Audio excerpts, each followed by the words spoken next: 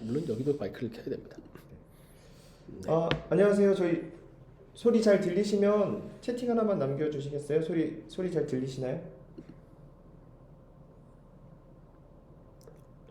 이렇게 조용할 수 있습니까? 마이크 네. 네. 너무 조용해서 저희가 민망하네요. 다들 과묵하신 분들만 들어오신. 자, 일단은 네. 요거를 요걸로 바꿀까요? 이걸 메인으로 어느 페이지인지 봐야 되니까. 네. 소리가 작은가요? 소리가 소리 어떻게 키워야 되지? 소리를 여기서 키워봐야 의미가 없는데. 줌 켜서 커맨드 점 요거를 네. 오디오 설정해서 샥 올리면 입력 볼륨 안 올라가는데 시스템과 동일로 해서 그렇구나. 이걸로 해야 되겠죠? 네. 해보세요. 그래도 안 되는데. 어디 봅시다. 자동 조절을 끄세요. 그렇군요. 수동 조절 됩니까? 네.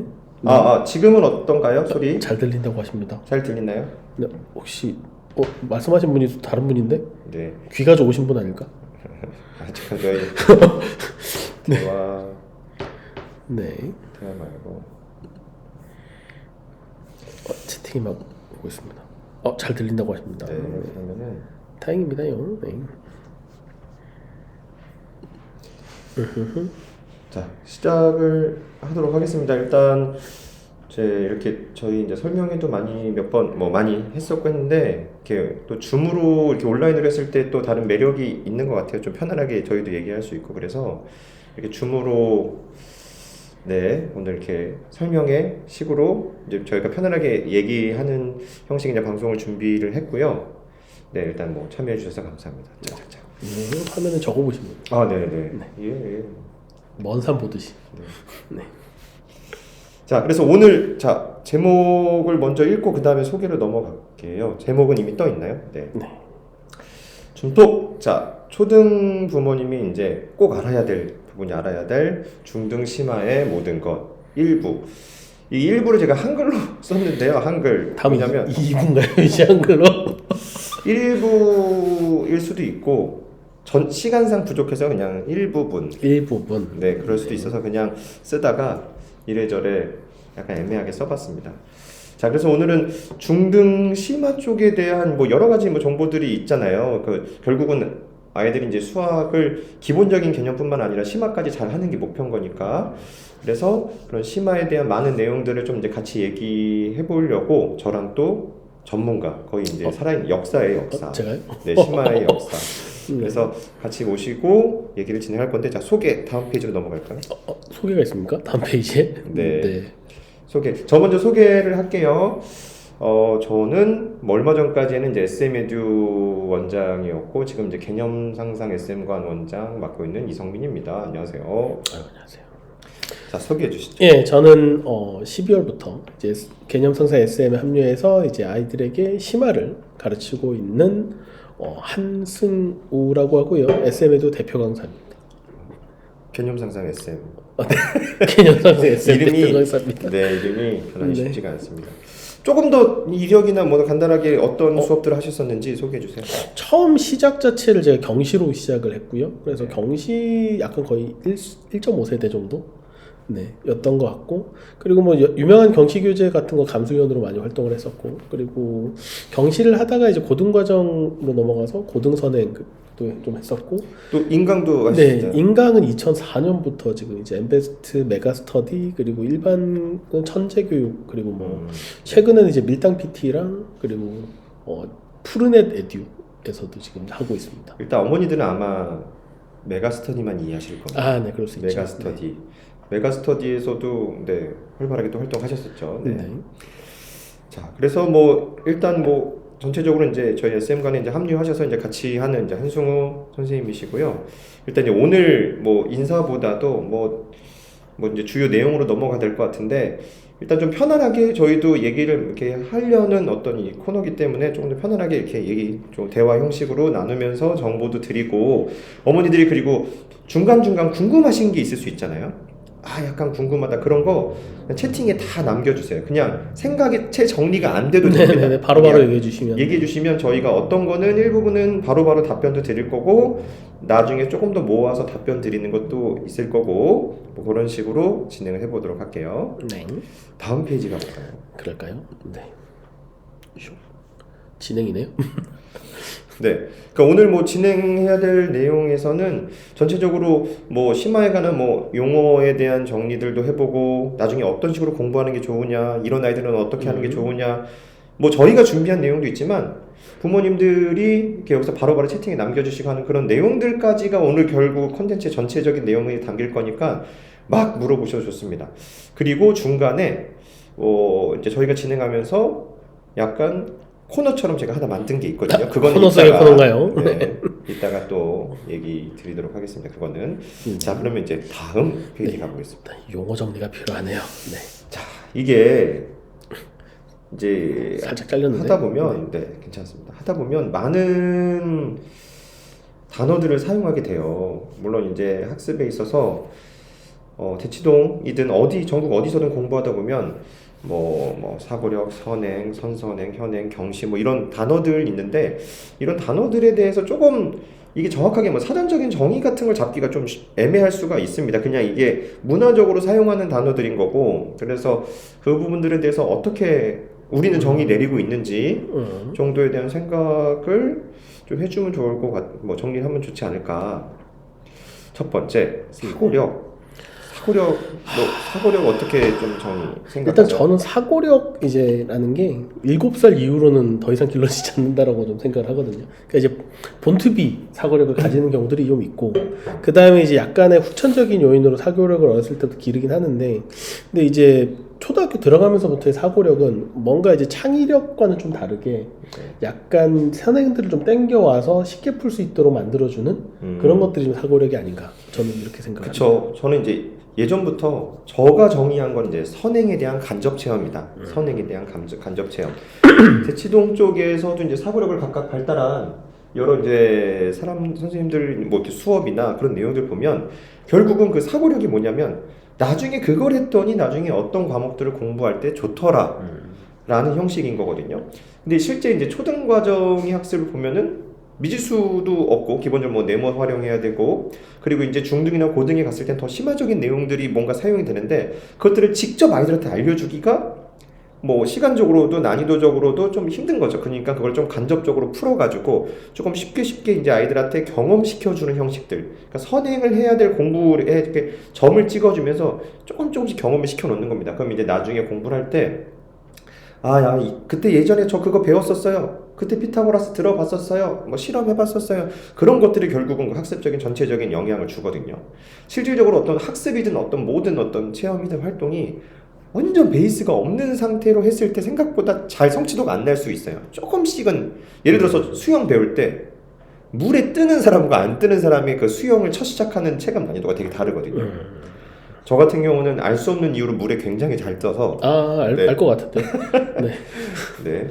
그래 물에 되게 잘 뜨기 때문에 기본적으로 물에 떴으니까 이제 수영의 기본은 된 거죠. 팔만 적으면 그런 식으로 기초적인 어떤 조금씩의 점들을 찍어 놓는 게 이제 사고력이다라고 뭐 정의하면 되지 않을까.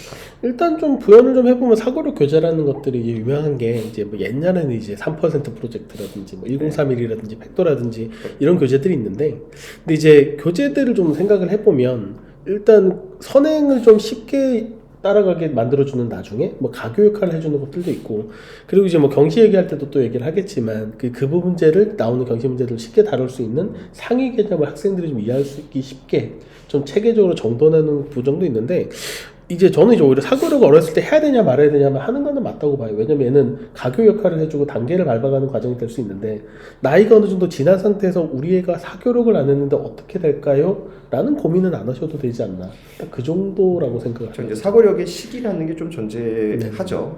사고력은 그런 겁니다. 여행 직접 안 가고 인터넷으로 뭐 관련 유튜브 보고 관련 책 보는 형식도 어떻게 보면 사고력 같은 느낌의 영향을 주는 것 같고 대신 여행을 직접 갈 수 있으면 직접 가는 게 제일 좋은 그렇죠. 경험일 갈 수 나이가 있다. 됐으면 가면 되는데. 그러니까 즉 공부를 직접적으로 할 수 있는 준비가 된다면 직접 하면 되는데 그 전에 하는 게 사고력인데 다소 약간 창의 사고력이나 사고력인 이름을 가진 어떤 수업에서도 꽤나 심하는 그 사고력 자체가 일반적인 선행보다 훨씬 어려워요. 네네네. 그렇죠. 그래서 그거 자체를 공부하기 위하려면 이미 그 꽤 준비가 되어야 하는 약간 심화의 좀 다른 버전 같은 이름으로도 사고력을 쓰는 곳들도 좀 있습니다. 네. 기본 경식 이론을 좀 데려오는 것들이 좀 있어서. 네. 네. 그래서 되게 이 정도 사고력만 해도 자, 그 다음에 선행. 선행 뭐 혹시 뭐 선행은 사실 뭔지 다 아실 거고. 착한 행동. 네. 그렇죠. 네, 착한 행동하면 칭찬받는다 이런 거니까. 근데 이제 해야 되는 건 너무 착한 행동이니까 해야 되겠네요. 네. 그죠? 근데 어떤 친구가 어떻게 해야 되느냐가 오히려 중요한 이슈가 아닌가? 저는 오히려 그렇게 생각을 하거든요. 네. 아, 그게 단가요? 네. 그러니까 네, 어찌됐건 선행이라는 게 일단 용어 정의랑은 조금 다르지 않나 이 네. 말은. 네. 어찌됐건 선행이라는 게 뭔가 어찌됐건 앞서서 뭔가 하는 것이니까 그래서 그러니까 지금은 대치동 기준으로 좀 얘기 드리자면 선행은 어머니들이 이제 학원을 선택할 때 메인 학습으로 정하는 학원들이 있을 겁니다. 뭐 중등 과정이나 뭐 초등심 할 때는 뭐 황땡 학원도 가고 아, 네. 뭐 저기에 CMS 학원 얘기하려다가 줄여서 앞하고 땡을 붙이려고 했는데 이상하게 들릴까봐 C 동그라미 그곳, 네. 학원도 있고 뭐 그 여러 학원들에서 무언가 배우기에 앞서 그러니까 무언가 이제 학교 시험 대비는 아니지만 미리미리 이제 공부하는 게 기본적인 선행이라고 볼 수가 있다. 요 정도 그냥 밟고 선행에 대해서는 뭐 크게 사실 뭐 다음 단원 공부하는 건 예습인 거고요. 예습이 적어도 한 학기 이상을 공부를 하는 건 선행이라고 하지 않나. 네. 라고 생각합니다. 그럼 이제 선선행이라는 단어가 근데 이제 선이 몇 개까지 붙을 수 있나요? 근데 이제 기본적으로 선선행이라는 게 선행보다 앞선 뭔가 더 공부일 수밖에 없는데 그래서 메인 어떤 자기 부모님들이 선택한 어떤 학원을 하기에 그 학원들이 요즘 그 메인 학원들을 선택되는 이유들은 꽤나 심화적인 자극을 주기 때문도 있는데 그 심화적인 자극을 준다라는 것 자체가 이미 어려운 건데 네. 그 어려움을 한 번에 배울 수가 잘 없으니 그 앞에 그걸 잘 따라가기 위한 그런 과정의 어떤 라이트한 또는 라이트하지 않을 수도 있습니다. 그런 공부를 미리 하는 경우들이 사실 되게 많습니다. 사실 뭐 연산교재 같은 걸 수도 있고. 연산 정도. 네, 그리고 이제 구몬 같은 걸 수 있죠. 사실 구몬이 미적분까지 연산이 나오거든요. 네. 네, 그러니까 뭐 그런 교재가 있을 수도 그래서 있고. 연산 정도일 수도 있고 약간 라이트한 책일 수도 있는데 어떤 학원의 학습을 하기 전에 미리 어떻게 보면 그 학원을 위한 예습에 가까울 수도 있습니다. 네, 그렇죠. 네, 또는 그런 뭐 미리 학습을 하는 선선행 정도. 어떻게 보면 선선행과 연산은 조금 비슷한 결이 비슷할 수도 있는데 연산은 그 중에 가장 라이트한 버전이라고 볼 수 그렇죠. 있고 그 다음에 선선행, 그 다음에 메인을 뭔가 심화를 하기 위한 과정이 어떻게 보면 선행이라고 볼 수 있고 이 모든 과정 이전에 아이들의 배우기 전에 점 찍어 놓는 것이 이제 사고력이다 정도. 뭐 현행이야 이제 발등에 불이 떨어진 거죠. 이제 학교 시험 뭐 대비도 공부하고 사실 바로바로 초등 같은 경우는 현행을 크게 신경 안 쓰는 경우들이 많고 어느 정도 선행이 되면 커버되는 부분도 있고 그리고 일단 점수화돼서 막 체계적으로 막 긴장감 있게 나오지는 않거든요. 근데 중학교 과정 가면서부터 이제 현행이 이제 선행이 잘 돼 있는데 현행이 문제가 되는 그런 케이스들이 워낙 많아서 그때부터는 좀 중요하게 좀 다루지 않나 뭐 이런 생각을 좀 해봅니다. 저는. 네, 그렇습니다. 자, 그 다음에 이제 오른쪽 라인. 네, 승우쌤이 뭐 거의 지금부터 1시간 동안 쉬지 않고 얘기하셨어요. 제가요? 힘든데. 네. 경시, KMO, 뭐 과학고, 영재교, 경시. 사실 경시라고 하면 예전에는 이제 너무 옛날이긴 한데 제가 처음 이제 수업을 했을 때만 해도 서울시 경시, 그다음에 시도경시대가 있었거든요. 경기도 경시, 서울시 경시. 그리고 실제로 경시에서 입상을 하면은 이제 과학고 특별 전형이 가능한. 그때는 이제 경시가 이제 교과 과정을 너무 벗어나진 않지만 그 심화를 좀 땡겨오고 억지로 이를 맞추면 이제 왜냐면 이제 교육청 자체에서 내기도 하고 이러니까 그랬었는데 그것들이 없어지면서부터 이제 KMO는 뜨고 그 다음에 이제 학생들이 지금 KGMO가 있긴 하지만 저학년들이 KMO를 바로 들어가기 힘들다 보니 사설 경시들이 굉장히 많거든요. 사설 경시들이 굉장히 많아서 대표적으로 이제 성대 경시가 있죠. 성대 경시 같은 건 성대에서 치긴 하지만 성대랑 상관이 있는 건 아니거든요. 하늘교육에서 주최를 하고 있고 이제 이름이 바뀌었죠. 그러니까 성대라는 말을 못 쓰게 하고 있지만 여전히 우리 성대경시라는 말을 쓰고 있고 그 외에 이제 뭐 각종 사설 경시들이 있습니다. 연대 경시도 있고 고대 경시도 있고 근데 그 약간 메이저라는 느낌을 좀 못 가지는 것 같고 그 다음에 이제 좀 지방권 같은 경우에서는 그래도 좀 쉽게 성적을 낼 수 있는 뭐 HM이라든지 해법 경시 이런 것들이 좀 있긴 하거든요. 근데 경시의 어떤 목적이 뭐 사고력을 측정하고 이런 것도 있지만 이제 어머님들이 이제 열심히 공부를 하다 보면 뭔가 전국적으로 또는 어느 정도 단위에 우리 애가 어느 정도 성적이 되는지를 검증을 해보고 싶을 때가 있거든요. 그때 이제 많이 활용을 하는 게 약간 경시 같은 느낌이라 지금 초등 어머님들이나 또 중등도 마찬가지는 하지만 KMO가 아닌 경시라고 하면 사설 경시 같은 느낌을 훨씬 더 많이 가지고 있는 상황인 것 같아요. 지금은. 네. 지금 이제 경시에서 그런 거 예전 이제 경시는 확실하게 이제 선행도 더 하고 그러니까 예전 성대 경시 스타일에서는 조금 더 뭐라고 해야 될까요? 그 다양한 폭넓은 것도 물어보고 응용력 뭐 수학적인 어떤 범위가 좀 넓었던 것 같은데 아마 이제 선행금지법 뭐 그런 거 나오면서부터였을 거예요. 기본적으로 경시에서도 뭐냐 중1이 보면 중1까지만이 범위가 이제 나와야 하는 그런 범위니까 아이들이 그 뒤쪽에 있는 범위 못 나오고 그리고 이제 성대경시 쪽이 좀 되게 이제 의미가 약화됐다라고 좀 보는 것 자체가 초등학생들은 기본적으로 도형의 기하적인 성질들을 제대로 배우는 건 사실은 없어요. 그러니까 정의들은 조금씩 배우는데 뭐 블록 쌓기 뭐 그런 거 물론 합동의 형식들도 좀 배우긴 합니다. 근데 제대로 배우는 건 없다가 그리고 미지수 사용도 안 되죠. 대수적인 직접 해결력도 안 됩니다. 방정식을 못 풀어요. 제대로는 못 푸는 건데. 그리고 또 그런데 그럼 아이들한테 이제 심화 문제를 내기 위해서 결국은 하는 게 세는 거. 그냥 경우를 나누어서 얼마만큼 잘 셀 수 있느냐를 많이 체크하게 되고 그래서 아이들이 요즘 저학년 성대경시든 저학년 쪽 시험에서는 그 나이대에서 가지고 올 수 있는 게 결국은 카운팅 말고 딱히 깊이 들어갈 수 있는 게 없는 현실이 있습니다. 물론 이제 영재교육 쪽에서 학생들 측정할 때 제일 마지막에 끝판왕으로 측정하는 게 두 가지가 도형과 이제 조합이거든요. 결국 이제 그 둘을 합쳐서 그 조합 기하가 돼버리면 이제 가장 어려운 문제가 돼요. 도형의 개수 세기, 뭐 삼각형의 개수 세기, 뭐 이렇게 나버리면 가장 어려운 부분이긴 한데 이게 개수 세기에 너무 약간 몰입된 부분이 좀 있다 보니까 저희 애도 예전에 성경시를 봤는데. 치고 나오면서 했었던 얘기가 아직도 기억이 나는 게 도대체 이 개수 세기가 자기랑 무슨 상관이 있냐고 이런 적도 있어서 사실 근데 거기 말고는 사실 말씀하신 것처럼 좀 깊이 있게 내기는 힘든 부분은 좀 있는 것 같아요. 그래서 이제 가끔 어머니들이 여전히 전국적인 포지션이나 그런 것들도 궁금하고 물론 그건 시험 본 아이들의 전국 포지션이겠지만 그런 측면에서 그런 성대경시나 그런 걸 보는 게 어떤 의미를 갖느냐라는 측면에서는 그 또래에 한 번씩 자극하고 평가해보는 정도의 자극으로는 의미 있으나 아주 좁은 영역만을 대부분 평가한다는 느낌이 있습니다. 좁은 영역. 약간 그 경우의 수에 너무 국한된. 그래서 실질적인 어떤 수학은 중등 정도부터 본격적으로 어떤 수학적인 어떤 이론들이 펼쳐지잖아요. 연산 방법이든. 그래서 중학교 정도 내용이 어느 정도 끝난 친구들이 볼 수 있는 경시부터가 사실은 적어도 진짜 아닌가 생각도 되고 그나마 조금 나은 게 KGMO긴 한데 근데 KGMO 같은 건 아직 전국적으로 성대경시만큼 유명하지는 않은 것 같고 근데 여기도 이제 그러니까 출전할 수 있는 자격이 중1까지로 딱 제한이 되어 있다 보니까 여기도 좀 한계는 좀 있는 것 같아요.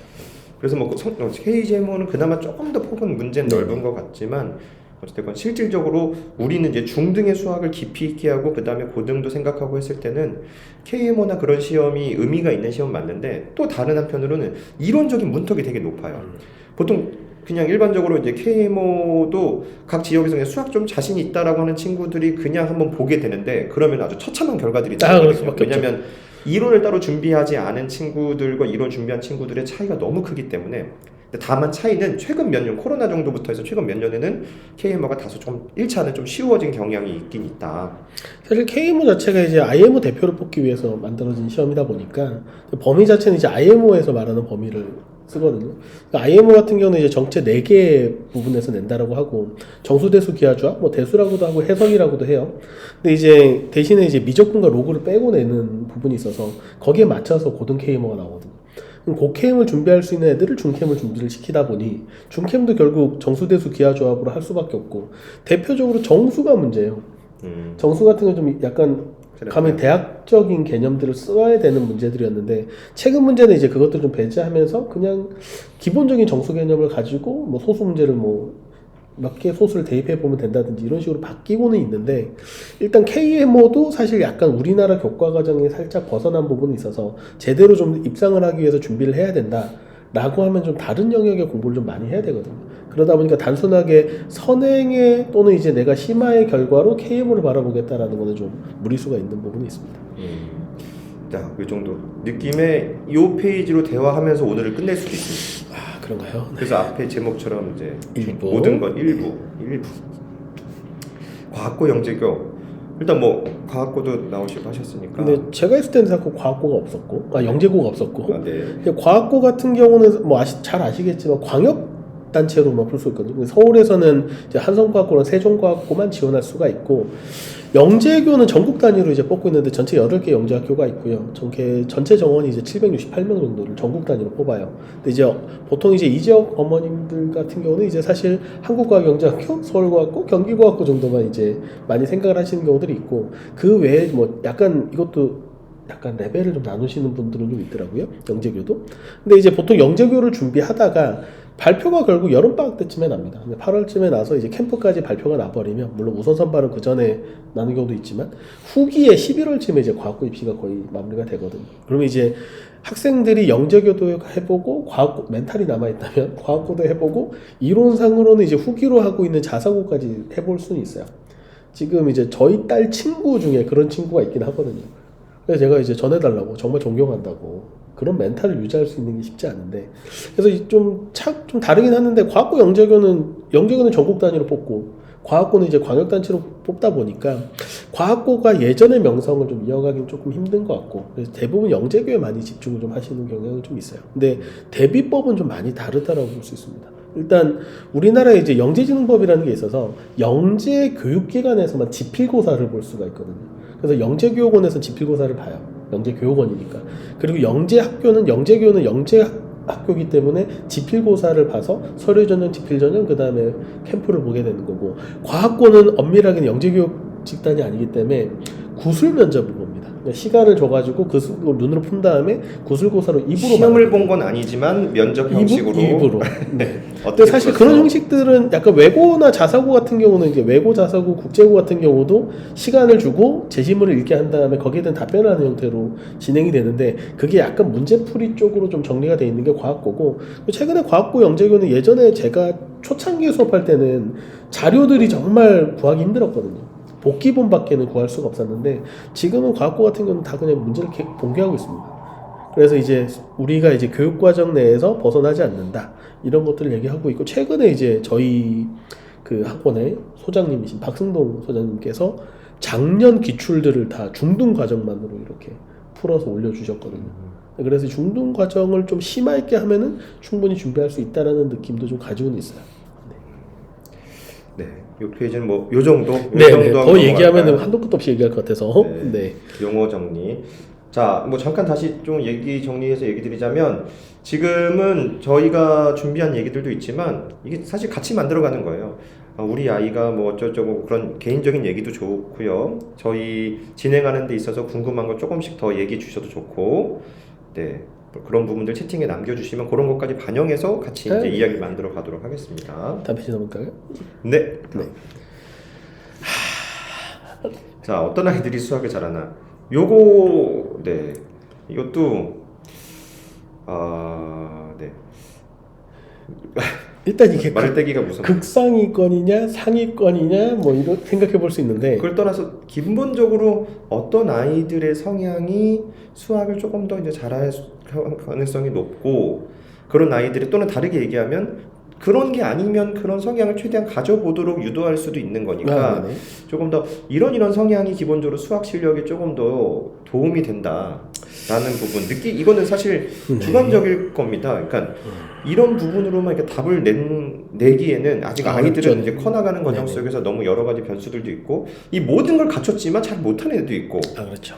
그리고 분명히 뭔가 약간씩은 수학적인 감이나 그런 것도 조금 아쉬울 수도 있지만 굉장한 성실함으로 완전히 계속 상위권을 유지하는 친구들도 있고 그렇거든요. 그래서 어떤 아이들이 이제 수학을 잘하나? 어떤 아이들이 잘합니까?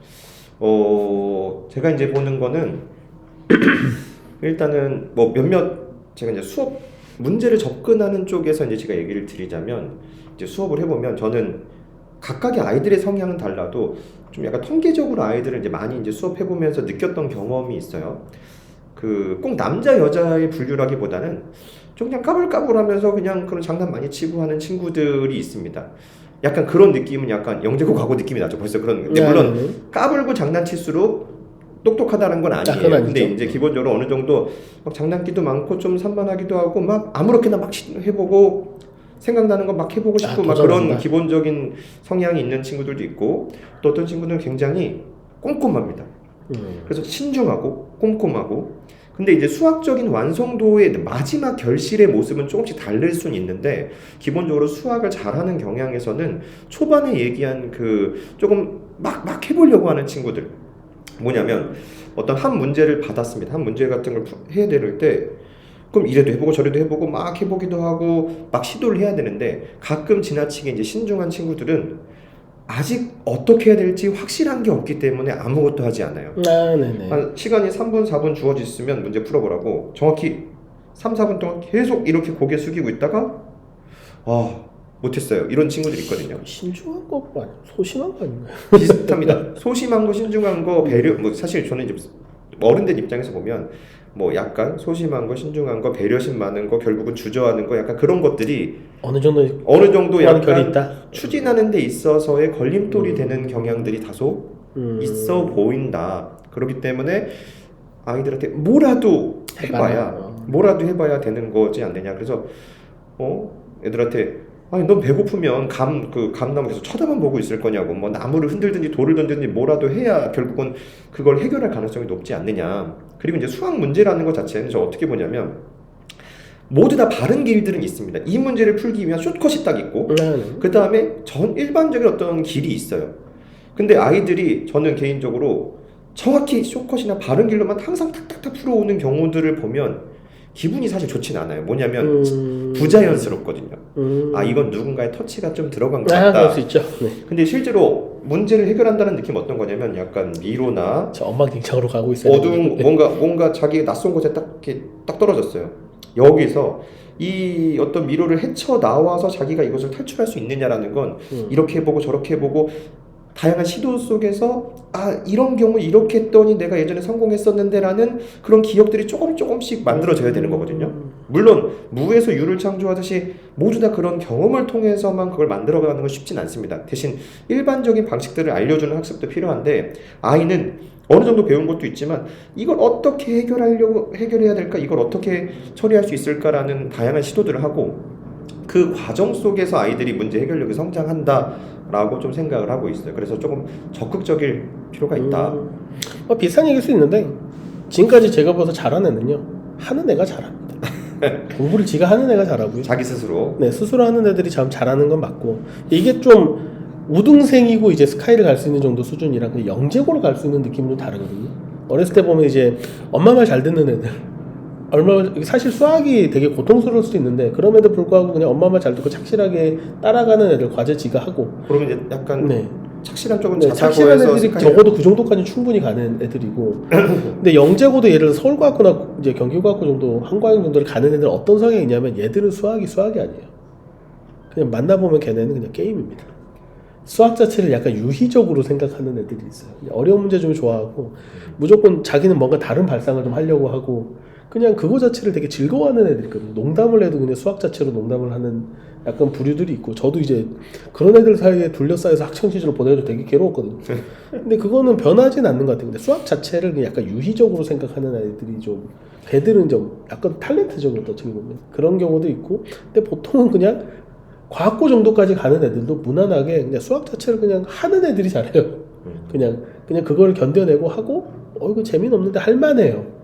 이 말이 되게 재밌는데 그럼 어쩌면 어렸을 때 제가 봤던 많은 똘똘한 아이들이 대치동에서 자라는 동안에 어떤 대치동이 아니어도 요즘은 전국적으로 분위기가 비슷한데 어렸을 때 너무 학습량이 늘어나서 재미를 붙이지 못하고 그냥 지쳐버리는 경우들이 있거든요. 이게 되게 중요한데 그냥 학습량이 느는 거의 문제는 아니고 그러니까 아이들마다 받아들일 수 있는 양이 다르거든요. 그러니까 엄청나게 많은 양을 주더라도 그걸 즐거워하면서 받아들이는 애가 있고 이 정도 스트레스 관리가 안 되는 애들인데 그걸 좀 중간중간에 누군가가 컷을 좀 해줘야 돼요. 얘는 더 줘도 되네라는 것을 가지고 더 줄 수 있어야 되고 얘는 더 주면 힘들겠는데 해서 재미를 유지하되 할만하게 계속 만들어주는 게 훨씬 더 중요한 것 같습니다. 그래서 요즘 이제 많은 똘똘한 친구들이 어머니의 통제에 의해서 학습량이 유지되고 있는 경우들, 약간의 엄한 분위기로든 그런 친구들이 버티는 시기가 이제 뭐 빠르면 뭐 초3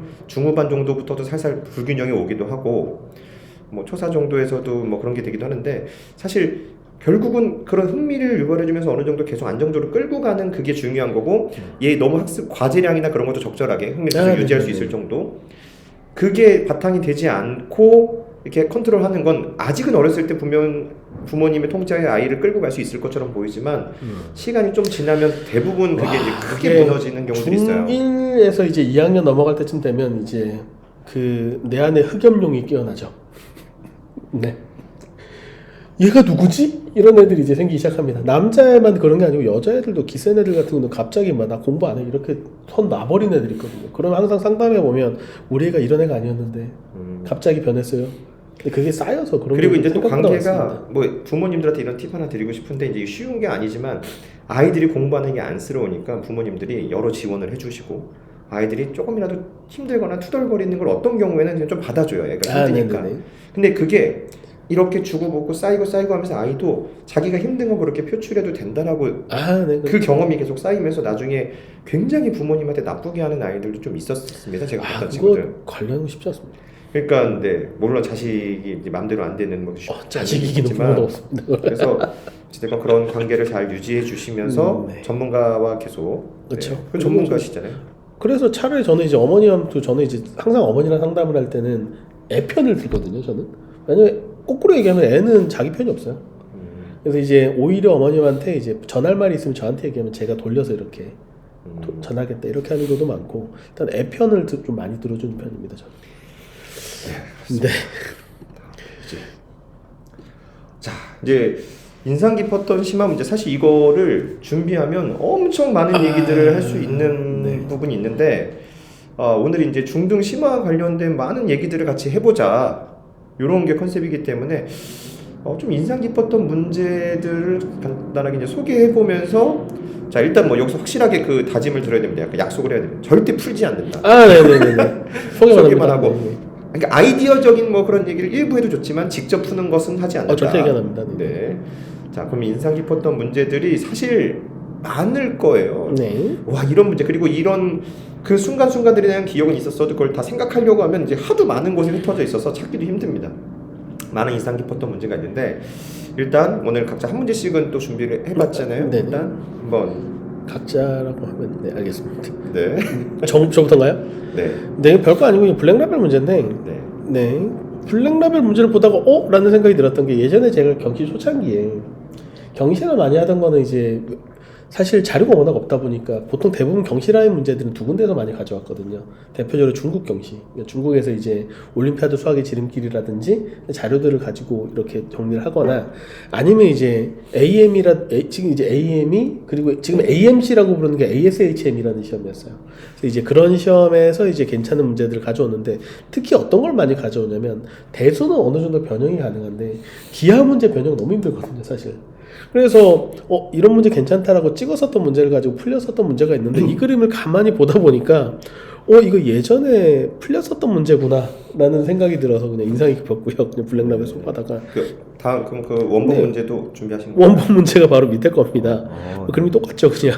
그림만 보면 네, 그림만 보면 거의 비슷한데 이런 형태의 문제들은 아이디어나 차용하는 것들이 대부분 예전 경시 이게 아마 1985년 AME 문제인가 뭐 그럴 거예요. 근데 그 과거의 경시 문제가 경시 대비 선생님들이 자료를 쓰고 그게 출간이 되고 그게 적절하게 중학생들이 풀 수 있게 되니까 다시 중등 심화 교재에 실리고 그게 선생님들이 시험에 내고 이게 이제 계속 되거든요. 그래서 대충 한 10년에서 15년 전 경시 문제들 중에서 중학생이 풀 수 있는 문제들을 가지고 최근에 학군지, 그러니까 대치라든지 목동에서는 중등 시험이 굉장히 어려워지고 있거든요. 지금 이번에 저는 이제 목동 쪽에도 이제 그 잘 알고 있는 부분들이 있으니까 거기서 이번에 곡소리 난 학교들이 되게 많습니다 지금. 근데 그 문제들을 특히 도형 문제들을 보면 이거는 예전에 경시 기본이었던 문제들 이런 것들이 많아서 그럴 때 있죠. 아니 이런 것까지 냈다고 막 이러면서 그런 저는 오히려 그런 것보다도 이제 나올 때가 됐구나. 약간 그런 느낌, 만들어졌으면. 네, 그런 느낌이라고 보면 될 것 같습니다. 네. 네, 넘어갈까요? 가볍게, 네. 네, 가볍게 더. 저는 이 문제는 제가 풀진 않고 이게 도대체 무슨 얘기하는 건지만 이해를 한번 시켜드려 볼게요. 이 문제를 제가 이제 아이들한테 처음 가르쳐 준 건 뭐 저도 한 12, 3년 된 것 같아요. 12, 3년. 12, 3년 전이면 제가 15살일 때. 조선 초기. 조선 후기인가요? 네. 정양호 선생님하고 같이 공부할 때. 네. 근데 그때 애들한테 이런 문제가 다 있어 해서 해줬는데 이거 보통 중3 피타고라스가 중3에 있을 때 그렇죠. 거기서 이제 입체 도형 쪽에서도 아이들을 꽤나 이제 힘들게 하는 문제 중에 하나입니다. 입체 도형에서 피타고라스 정리의 난원이 있었죠 그때는. 네. 네. 사실 그 입체를 다루는 그게 또 맛이 있거든요. 이게 근데 재밌긴 재밌는데 물론 이제 뭐 가르쳐주는 입장이 재밌긴 한데 이 문제는 제가 이렇게 수업에서 설명해요. 아이스크림 콘이 있다. 그걸 누가 광선검으로 이렇게 쭉 잘랐다. 이렇게 원뿔대로. 그 다음에 실로 그 A 지점에서 M까지 최단 거리를 이렇게 감아놨다. 최단 거리를 감아놨다. 팽팽하게. 근데 마침 개미가 한 마리 지나가고 있다. 아이고. 그 개미가 이제 실을 타고 올라가는 거예요. 저 위에 아이스크림, 저 정상에 가면 아이스크림 먹을 수 있겠지. 개미가 점점 올라가는데 가장 정상에 이제 가까워진 순간이라는 게 있을 겁니다. 이제 아이스크림에 굉장히 가까워졌어. 하지만 이 실을 타고선 결국 아이스크림에 도달은 못해요. 왜냐하면 그렇죠. 끝까지 안 가니까. 그럼 가장 아이스크림에 가까워진 그 순간의 거리가 얼마냐라는 게 결국 이 문제인 그렇죠. 거거든요. 그래서 이거는 요즘은 아이들한테도 저도 이 문제를 계속 소개하는데 요즘 아이들이 입체를 다루는 능력치가 많이 떨어져 있어요.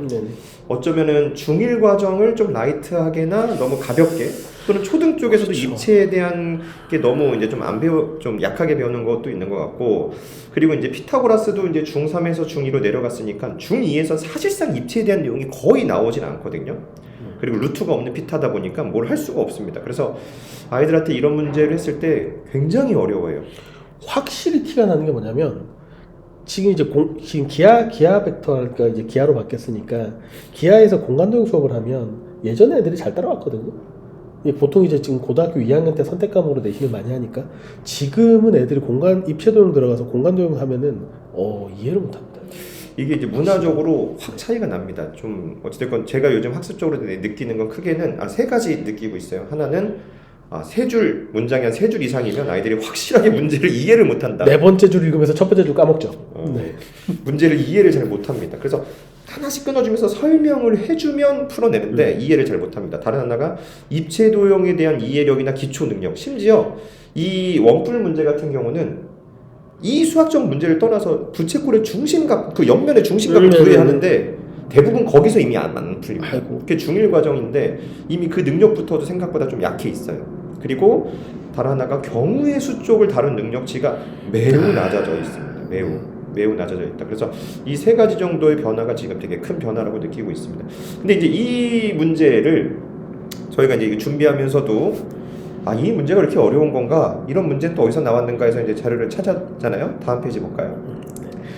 저는 이 문제 나딕습니다. 네.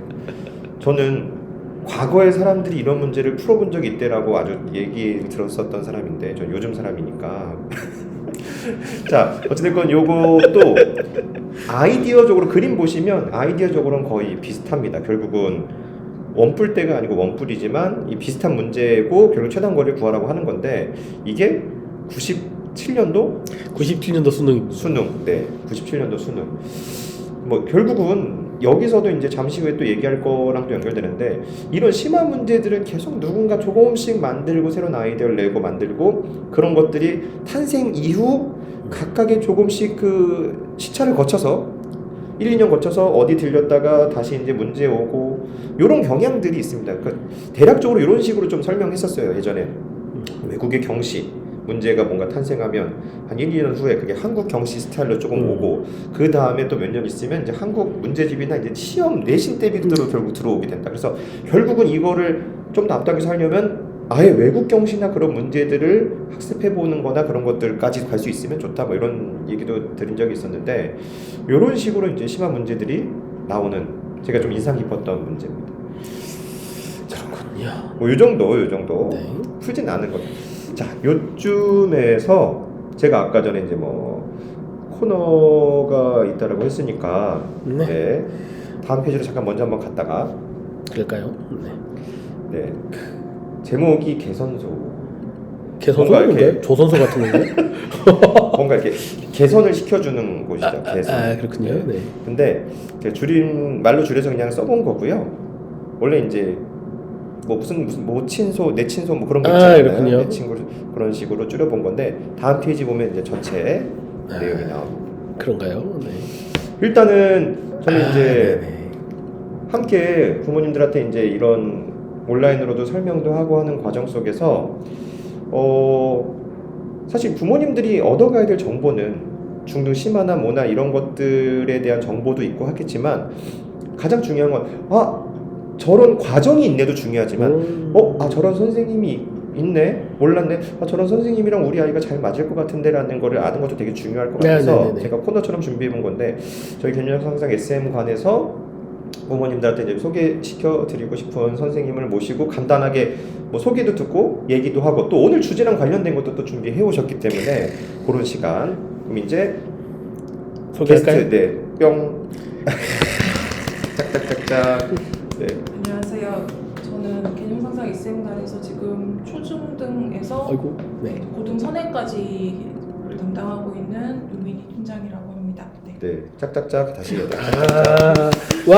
지금 방금 오신 거죠? 네. 네. 와. 네. 맞습니다. 네. 네. 사실 아까부터 옆에 계속 계셔 주시면서 하다가 네, 아까 막 네, 되게 게스트로서. 지겨워하더라고요. 네. 핸드폰 보고 막. 열심히 리액션을 하고 있었습니다. 네. 그래서 일단은 네 아까 뭐 어떤 수업 하시는지도 얘기했고 보통 지금은 아이들 약간 개별 수업, 일명 맞춤 수업이라고 하고 용어가 좀 다 달라요. 네네. 뭐 소그룹 수업, 개별 수업, 맞춤 수업 요즘 그런 게 되게 저는 많잖아요. 한 8년쯤에 했었는데 8년 전. 네, 그 이름을 커닝 매스라고 붙였어요. 커스터마이즈드 러닝이라고 해가지고 오. 호응이 없더라고요. 컨닝하는 데인가? 네, 그래서 그래서 아이들 관리 형식으로도 이제 수업을 제일 잘 이끌어 주시고 아이들과 호흡도 좋고 되게 책임감 있으신 분이기 때문에 그리고 이제 최근에 아이들 이제 내신 대비도 많이 좀 네네. 다루시고 하면서 오늘 약간 그러니까 심화라는 것 자체는 네네. 선행하는 과정 속에서 어떤 입시적인 목표를 가지고 할 때도 있지만 아이들이 어떤 공부를 하든 간에 경시를 대비를 하든 안 하든 가장 충격을 받는 건 내신 대비. 사실 이제 입시가 바뀌잖아요. 5등급제로 바뀌면서 내신의 중요성이 굉장히 중요해졌고 이제는 정시에도 내신이 반영이 되는데 중요한 게 1등급이 아닌 이제 네, 1등급이 들어가잖아요. 아니면 좀 힘들어지죠 이제. 근데 이제 고등학교 가서 내신 대비를 하면 애들이 연습이 안 됐기 때문에 이미 중학교 때 내신 관련 연습은 체계적으로 해야 됩니다. 이거는.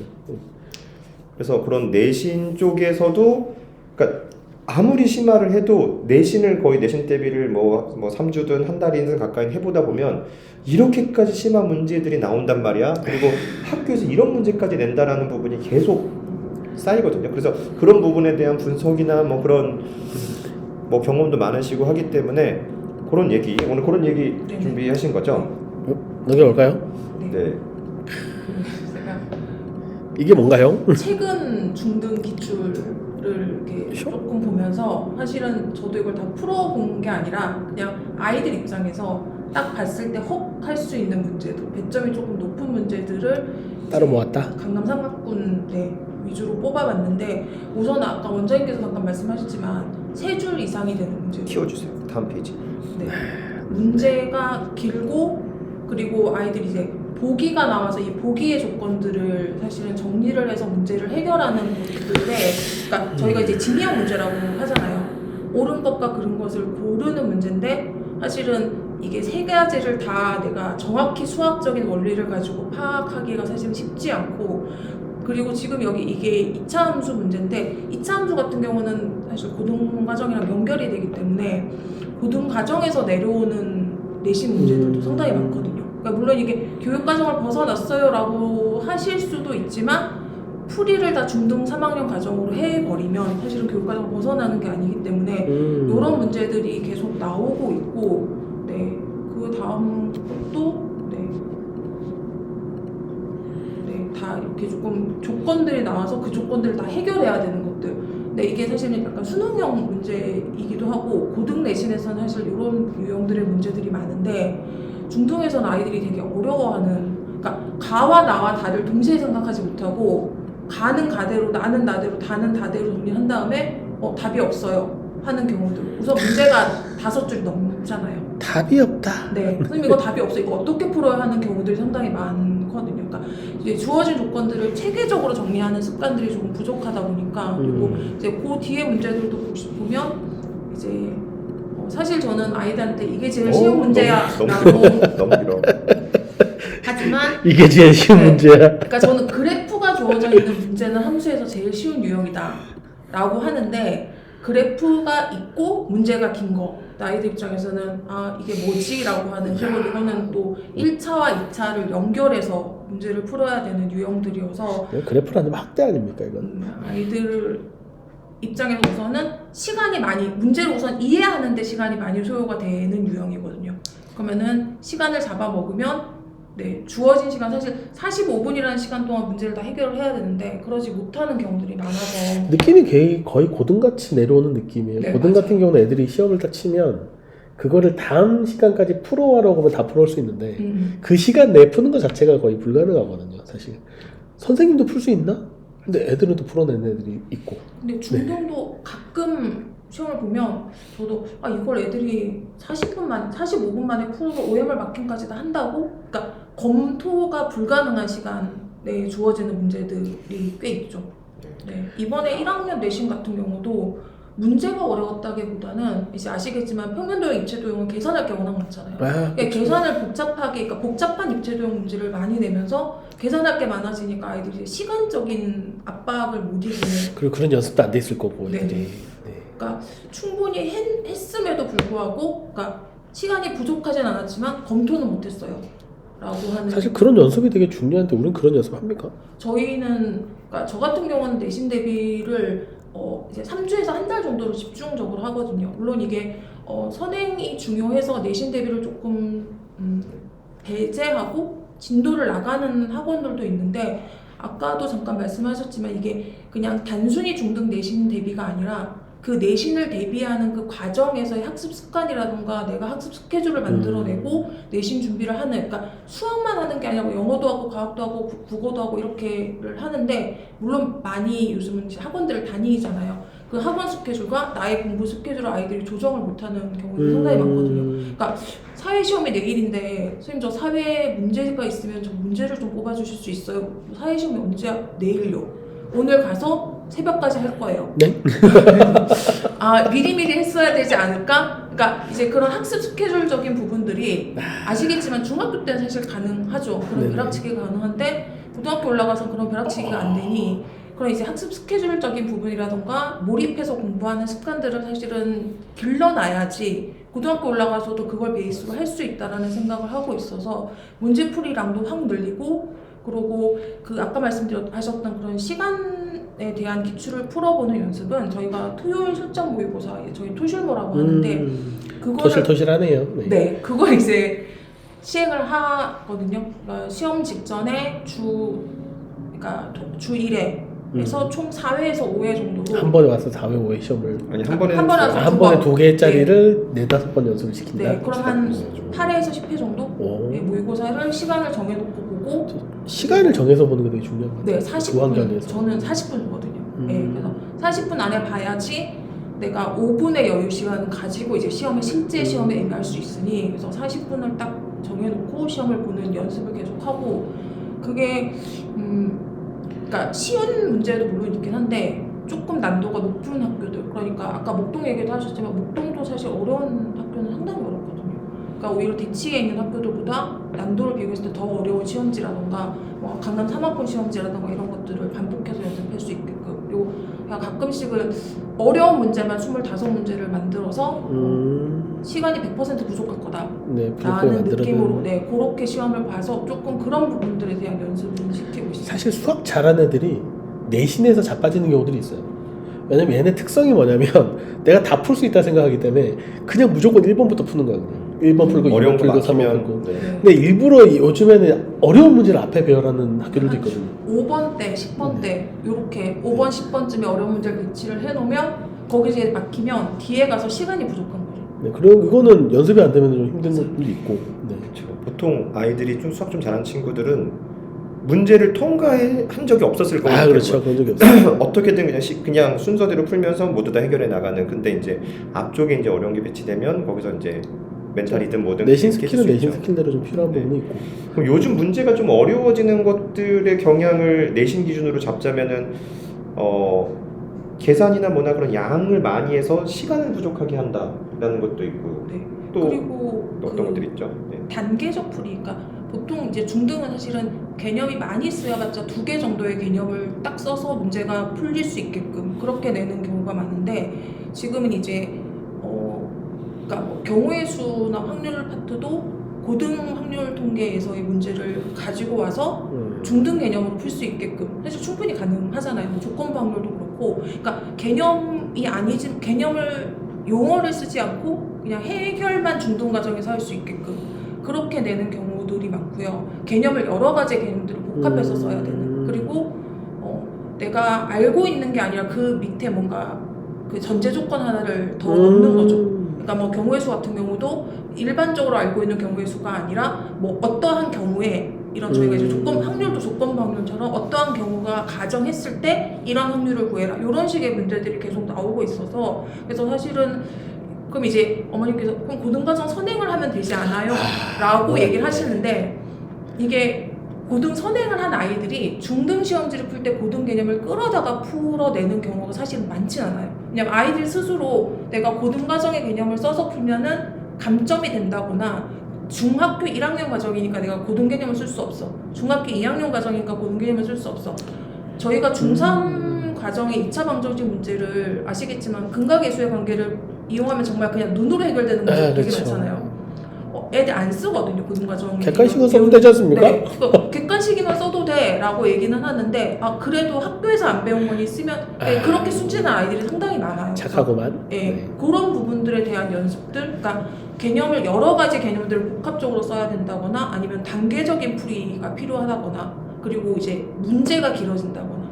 저 예전에 학교에서는 이렇게 중학교 1학년 시험이었는데 그 정수와 유리수에 대한 개념을 국어 문제처럼 이렇게 빈칸을 넣어서 그러니까 문제 자체는 어렵지 않았거든요. 근데 그 보기 지문이 국어처럼 시험지 반쪽이었어요. 그러니까 아이들이 이미 2줄, 3줄 읽으면서 이게 뭐지가 되니까 그 쉬운 빈칸을 다 채워내지 못했던 경우들이 있어요. 국어인가 네. 이렇게. 특히 또 뭐 경우의 수 같은 경우도 문제가 길어지는 경우도. 되게 웃긴 게 엄마들이 개념이 중요하다고 얘기하는데 애들한테 물어봐도 개념이 중요하다고 대답을 하는데 처음 수업할 때 그냥 교과서에 나오는 개념을 물어보거든요. 정의대로. 그걸 정의대로 대답을 못하는 애들이 너무 많아요, 사실. 그렇죠.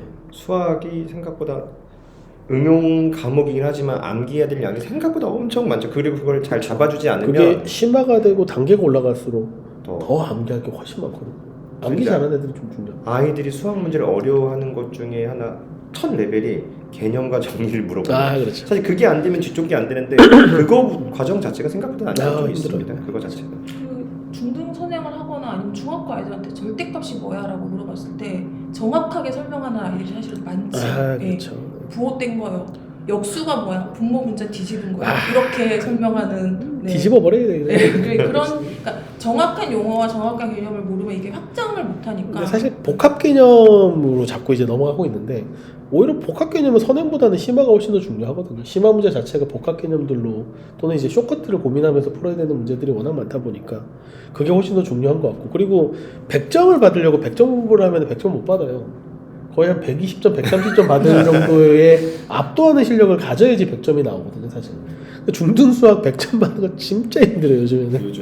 네. 한 페이지가 또 있네요. 네. 넘어갔구나. 네, 전 넘어갔죠. 네. 네, 눈치가 있습니다. 요거는 경우의 수 문제. 경우의 수. 이거 말고도 최근에 저희가 선생님들끼리 공유해서 이제 했었던 문제 하나가 둘이서 게임하는데 둘 다 1이나 2 중에 하나를 낸다. 아, 네네. 근데 1이나 2를 내면서 동시에 두 수의 합의될 숫자를 각자 얘기하고 그 얘기 숫자가 같으면 비긴 거고 한 명만 맞으면 이긴 건데 비길 확률을 구하시오. 와, 그러니까 뭐 말 자체가 이게 도대체 뭔 소리야? 막 계속 그렇죠. 애들 뭐 하다 어려운 보면 내용이 이런 게임 왜 해요? 이렇게 되고. 자, 뭐 그래서 요즘 이런 복잡한 경향들이 있다. 그래서 약간 뭐 정리적인 차원으로 한번 마무리, 지금 어찌된 선생님을 소개하는 시간이었던 거니까 정리적인 차원으로 마무리를 하나 하자면, 그래서 내신 대비 그런 거 어떻게 하는 게 좋은지 좀 약간 정리 한번 해주시고. 네. 우선 저 같은 경우는 아까 말씀드렸던 것처럼 좀 집중해서 뭐 3주, 4주 이렇게 집중해서 몰입 기간이 몰입 기간이 조금 네. 있는 편이고요.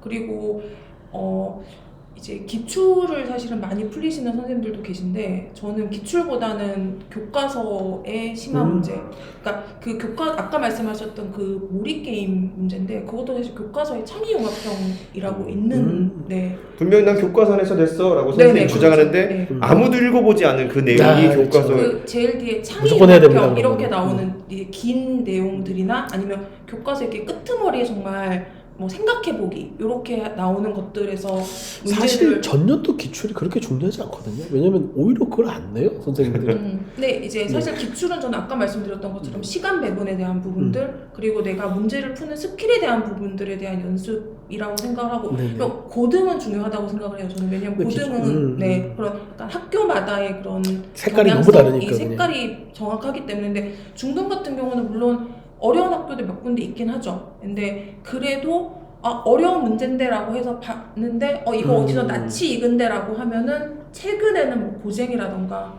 네네. A급 이런 문제들에서 어렵다고 생각했던 문제들을 조금 그림을 바꾼다거나 숫자를 변형한다거나 아니면 아까 말씀드렸던 것처럼 고등 과정에서의 기본 아이디어를 유형의 데리고 문제들을 가지고 내려오는 경우들 중등 개념으로 풀 수 네네. 있도록 변형하는. 그러니까 이게 사실은 저도 항상 고민하는 게 모든 유형 문제를 다 풀릴 수는 없으니 하나의 유형이라도 정확하게 확실하게 연습을 시키고 확장하는 연습을 하는 게 중요하다라고 생각을 하거든요. 특히 중등 내신에서는. 그러려면 이제 심화에 대한 부분들을 어느 정도까지 물론 아이의 수준에 따라서 조금 레벨은 다를 수 있겠지만 네. 그런 심화 문제를 해석하고 풀어내는 연습을 조금 더 할 수 있게끔 그렇게 지도를 하고 있습니다. 또 심화 교재 나중에 또 정리를 또 한번 쭉 할 필요가 있겠네요. 네. 일단 뭐 오늘 뭐 이렇게 나와주셔서 감사합니다. 네. 일단은 그래서 선생님이 담당하는 친구들 내신 다 잘 봤죠? 네, 잘 본 친구도 있고, 네, 조금 아쉬운 친구도 있고, 네, 네, 다행인 거는, 다행이라고 해야 될지 모르겠는데, 그래도 이게 뭔가 개념적인 부분에서 한 번도 못 본 문제가 나왔어요. 이런 거보다는 그냥 계산 실수라던가 이런 조금 그런 아쉬운 점들. 그래서 저도 이제는 조금 그런 실수하는 부분이라든가 이런 아이의 멘탈을 좀 잡아줄 수 있는 것도 필요하겠구나. 네, 그런 생각을 좀 하는 알겠습니다.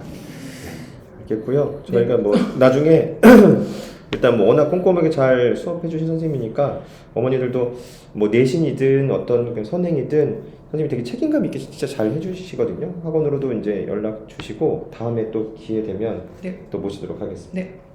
네. 자, 감사합니다.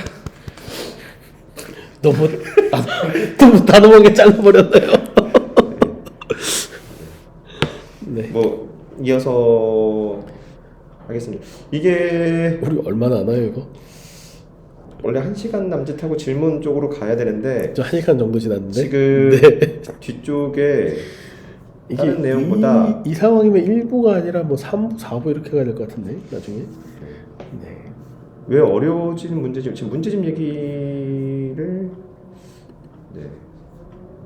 문제집 목록을 안 넣고 있는데, 자 다음 페이지로 가볼까요? 조금만 얘기하고 얘기를 할까요? 이게 제가 봤을 때는 부모님들 지금 집에서 접속하신 분들도 네네. 1시간이 좀 넘고 네. 그 다음에 이제 그 점심시간이 다가오면서부터는 여러 가지 이제 마음이 바빠지시거든요. 그래서 오늘 다 얘기가 못한 내용들이 있으면 그런 걸 또 다 모아서 다음에 또 진행하면 좋을 것 같긴 한데, 요 얘기까지 다음 페이지 넘어갔나요? 네.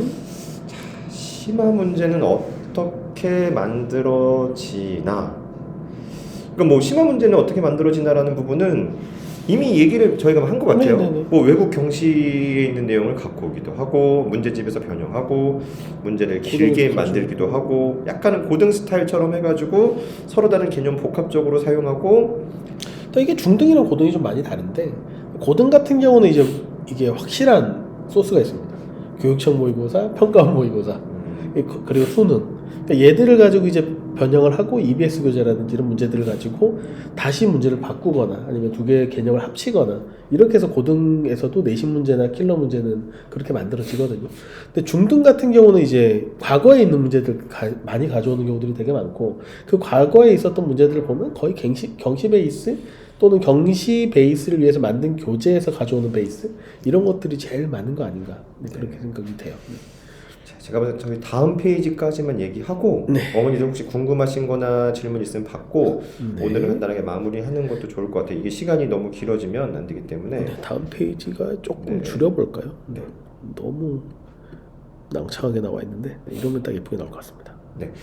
요 페이지에서는 그래서 심화 문제들이라는 거는 결국은 어떤 특정 범위 안에서도 문제를 어렵게 만들어내는 기술은 존재하겠지만 기본적으로 어려운 것들을 만들어내는 방식 중에서는 뭐 여러 방법들 중에서도 그 다음 거를 조금 갖고 오는 경향이 있어요. 네, 그 다음 거라고 하는 것은 때로는 그 윗학년일 수도 있고 때로는 뭐 국내외의 어떤 경시 문제인 경우들도 있습니다. 그래서 그런 것들의 관계를 한번 사실 뭐 대략적으로 경험치적으로 한번 관계를 좀 만들어 본 건데요. 사실 뭐 이제 기하 요거까지만 얘기 한번 해볼게요. 기하는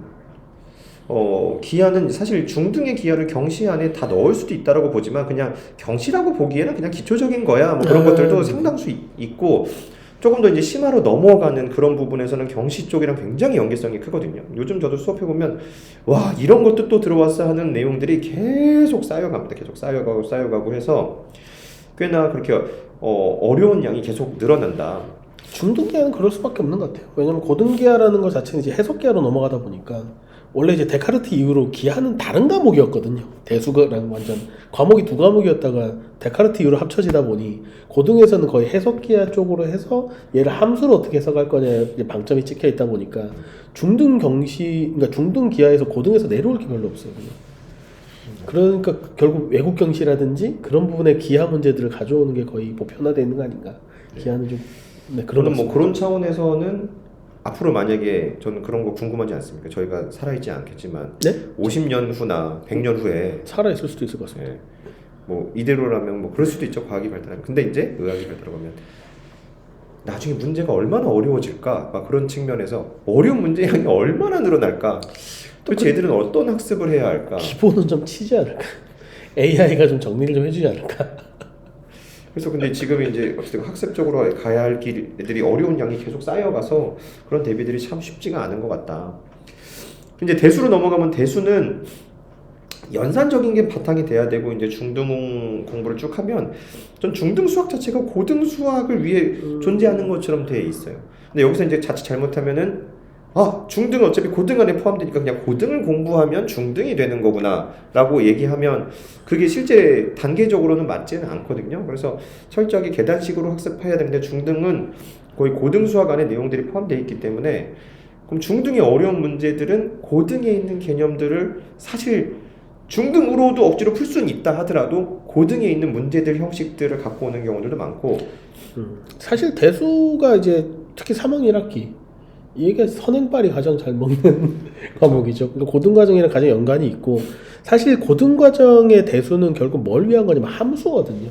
미적분까지가 결국 우리가 함수를 다루겠다라는 거라서 함수에 대한 기본 이해까지를 쫙 끌어와서 그냥 중등에서 풀 수 있는 형태로 만들어주는 게 대부분이고 경시로 포함되는 건 함수보다는 오히려 이제 부등식 쪽 부등식, 절대 부등식 관련된 거는 이제 경시 쪽으로 빠지는 것들이 좀 많아서 그런 쪽이 오히려 좀 많은 거지.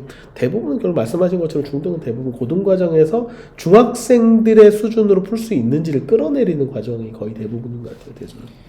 네, 조합이 결국은 이제 뭐 중등 기준으로 이제 경우의 수학 확률 뭐 그런 파트라고 보시면 되는데 예전에 비해서 이제 굉장히 약화됐고 이 지금 벤 다이어그램처럼 그려놓은 그래프 중에서 제가 그리진 않았지만 초등도 있다고 해도 상관없습니다. 아, 네네. 왜냐하면 초등의 경우의 수를 안 배우기 때문에 초등은 점입니다. 점. 가능성. 네. 그래서 초등은 사실상 배우는 게 없고 중등에서 경우의 수를 배우는데 그러니까 저는 지금 고1 정도가 고1 정도 아닙니다. 지금 확통 정도까지의 상당수 이론이 한 5년에서 뭐 10년 사이쯤에서는 중학교 2학년에서까지 다 하던 내용이라는 느낌이 나요. 그러니까 중학교 2학년에서 뭐 자신의 것을 선택하지 않는 교란순열이라든가 그렇죠. 수많은 이론들을 배웠는데 지금은 기술적으로 교육과정에서 그런 어려운 이론들을 좀 뺐거든요. 이거 더 뒤로 밀어. 그렇지만 이제 실질적으로 문제에서는 그런 비슷한 문제들은 여전히 남아있긴 한데 그래서 예전에 비해서 교육과정적으로 담고 있는 양은 굉장히 좀 라이트한 거. 일단 예전에는 그 확통만 해도 이제 통계는 또 다른 얘기니까 그냥 염주순열이 있었거든요. 근데 염주순열이 교과에서 빠지더니 이번 2022 개정교과에서는 원순열이 빠져요. 그래서 그냥 이것도 그냥 개수로 셀 수 있는, 사실 원순열 문제로 복잡하게 나면 되게 힘들어지는데, 그래서 어떻게 보면 좀 쉬워지는 부분도 있고 다른 쪽으로 좀 더 난이도 있게 되지 않을까? 근데 거꾸로 얘기하면은 사실 확통에 있는 경우의 수 문제를 내신에서는 언제 나오냐면 고등학교 1학년 때 나옵니다. 고등학교 1학년 때 나오거든요. 그래서 이제 그거를 고등학교 1학년 수준에서 풀 수 있게, 순열조합으로 풀 수 있게 문제를 바꿔서 내긴 하는데, 오히려 어떤 쪽에 좀 교과 과정을 보면 바뀌는 게 있냐면, 얘를 어떻게 다른 거랑 연결돼서 쓰느냐. 이번에 교과 과정이 바뀌면서 예전에는 이제 순열조합이 가장 마지막 단원 수학 하에 있었는데, 이제는 이게 공통수학 1에 들어가면서 뒤에 집합이 나오거든요. 그럼 이제 집합 개수세기, 함수세기가 경우의 수를 먼저 배우기 때문에 더 어렵게 출제가 될 수 있는 거죠. 그러니까 이제 경우의 수만을 위한 문제가 되는 게 아니라 다른 거랑 연결지어서 개수세기 문제로 좀 확장이 될 것이다라고 좀 예측을 좀 해볼 수 있는 것 같아요. 그래서 전체적인 수학 큰 그림에서는 이제 어머니들이 생각하시는 게 대수랑 기하잖아요. 큰 블럭이. 네, 그렇죠. 그리고 중요도로 따지면 대수가 더 중요합니다. 고등 연계성이 워낙 강하니까. 근데 이 두 조각을 하다 보면 경우의 수에 대한 내용들이 굉장히 후순위로 미뤄지게 돼요. 왜냐면 조각이 좀 작아 보이기도 하니까. 근데 이제 같은 문제를 풀 때 똑같은 누굴 잘 해결하고 못하고 하는 그런 경우들을 보면 얼마나 경우들을 잘 나누어서 푸는지, 또는 그 뒤에 잠시 후 얘기할 그 정수적인 수적인 감각, 그런 게 결국은 융합돼서 어떤 최종적인 어떤 차이를 많이 만들어내기 때문에 다 중요한 내용. 조합은 아까도 얘기했지만 영재들을 뽑을 때 쓰는 게 조합이에요. 네. 서로 다른 두 가지 경우가 알고 봤더니 같은 의미를 가진 걸까지 이해할 수 있느냐, 뭐 이런 걸 많이 체크할 수 있습니다. 아이디어 문제이기 때문에 조합은 거의 대부분. 그래서 이런 관계가 있다. 뭐 정수라는 거는 확실한 어찌됐건 뭐 대학 때 이제 배울 정도의 영역이긴 한데, 정수라는 개념도 다 녹아 있으면 결국 숫자를 배우는 거죠. 수를 배우는 거고, 약수와 배수 배우고. 사실 중학교 1학년 1학기에 정수를 배우잖아요. 네. 그거 배웠지라고 하면서 너무 문제가 확장이 돼요. 정수는. 나눌 줄 알잖아. 나머지가 뭔 줄 알잖아. 하면서 갑자기 인력의 문제로 확장이 돼버리고, 그냥 얘를 넘지 않는 부등식 알잖아. 그래서 갑자기 이제는 빠졌지만 문제는 여전히 남아있는 최대 정수함 문제가 나오고. 정수는 이제 가우스. 네, 가우스라고 그렇죠. 기본 문제 하나 배운다. 기본을 알면서 막 확장을 막 시켜버리는 게 정수 파트라고 볼 수 있을 것 같아요. 그렇지. 그런 문제들은 아직도 다 남아 있잖아요. 가우스가 들어간 함수 형태로 해가지고 약간 마법의 레시피 같은 거잖아요. 문제를 어렵게 만드는. 그거 들어가면 그냥 어렵죠. 네. 애들한테 설명하기도 짜증나고 이제. 교과 과정이 없는데 처음부터 다시 설명을 해야 되니까. 그 이론을 따로 알려줘야 하니까. 네. 그리고 이제 경시 정수가 돼버리면 이제 대학 과정으로 넘어가거든요. 그러면 이제 대학 과정에 있는 뭐 인력애를 끌고 와가지고 문제를 풀어야 되는 문제들이라서 정수 부분은 확실히 좀 경시 쪽이 파트가 좀 큰, 그리고 배운 거는 별로 없는데 심한 문제는 좀 어렵게 나오는 그런 느낌이라서. 네. 일단은 요 정도 하고요. 네. 뒤에 이제 그래서 어떤 공부를 하면 어떤 식으로 하면 좋으냐, 또 어떤 선생님한테 배워야 되냐, 어떤 호흡으로 해야 되느냐, 그런 애들 할 때 어떻게 해줘야 되냐, 그런 거는 시간상 오늘 네. 1부를 한 거니까. 1부니까. 네. 네. 그럼 이제 2부는 뭐 크리스마스 2부 죄송합니다. 그때가 날짜는 그렇긴 할 건데 네. 그 부분은 저희 방학 일정이랑 그런 거 맞춰서 네. 또 하겠습니다. 그래서 뭐 하게 되면 앞쪽에 있는 거 이렇게 좀 다시 요약하면서 네. 또 새로운 내용들 같이 진행하면 되지 않을까 싶긴 한데, 네, 어머니들이 혹시 저희 아마 시간상 마무리를 할까 하는데, 혹시 약간이라도 궁금한 거 있으시면 지금 오늘 저희가 얘기한 거랑 뭐 좀 벗어나도 되고 뭐 지금 다 익명으로 질문 받는 거기 때문에 이상한 질문이라고 이렇게 저희가 뭐 조사하거나 그러지 않습니다. 그냥 편안하게 혹시 궁금한 거 있으시면 채팅 남겨주시면 그런 거 있으면 답변 네네네. 드리고 마무리하도록 할게요. 하이퍼 수학과 슈퍼 수학의 차이가 궁금합니다. 아, 지금 하이퍼 수학이라면 그 거기서 나온 교재 말씀하시는 것 같은데 혹시 맞을까요? 그 지금 1학년 거 다시 나온 하이퍼 말씀하시는 것 같은데. 단종된 거. 네, 그 슈퍼 수학은 다시 이번에 교학서에서 나온 것 같거든요. 슈퍼 수학 중등 레벨 1, 레벨 2, 레벨 3 이렇게 나온 것 같고, 하이퍼 수학과 슈퍼 수학의 차이는 사실 슈퍼베스가 제가 중등 과정 예전에 할 때, 예전 과정에 할 때 경시 기초 교재로 많이 썼었습니다. 그래서 옛날에 라인을 잡으면 어떻게 잡았냐면은 최상위를 좀 기본으로 하고 A급 수학에 스텝 A를 하고 그 다음에 슈퍼베스를 하면은 슈퍼 수학에 있는 문제들이 좀 많긴 했거든요. 근데 사실 하이퍼 수학이 조금 더 튀는 문제들은 좀 많았었던 기억이 있어요.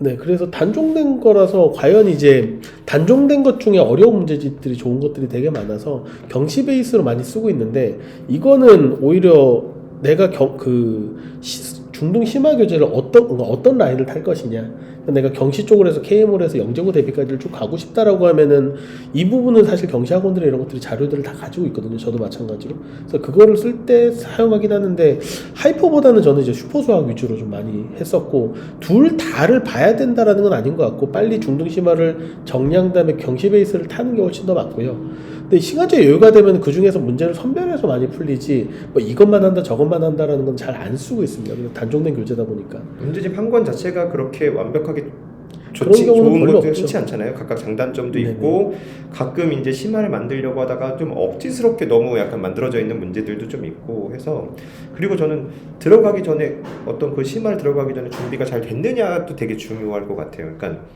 결국은 그 심화를 하는 게 목표긴 하지만 심화를 먼저 하는 것보다는 탄탄하게 이 과정을 만들어 가야 되는 거니까요. 일단 뭐 그 정도 하고 다음에 뭐 질문 그래도 막 남겨주시는데 공통수학 저거를 요거 말씀하시는 네. 건가요? 사실 저는 질문을 저희가 먼저 읽어드려야 될 것 같아요. 네. 예비 초 3사들이 공통 수학을 들어가는 걸 어떻게 보시는지요? 저는 이제 준비가 됐으면 들어가도 괜찮다고 봐요. 근데 이제 문제는 준비 없이 남들 들어가니까 따라가야 된다, 불안 심리 이런 것들이 오히려 문제지, 저는 할 수 있는 아이들의 선행을 막는 것도 오히려 역차별이라고 생각하거든요.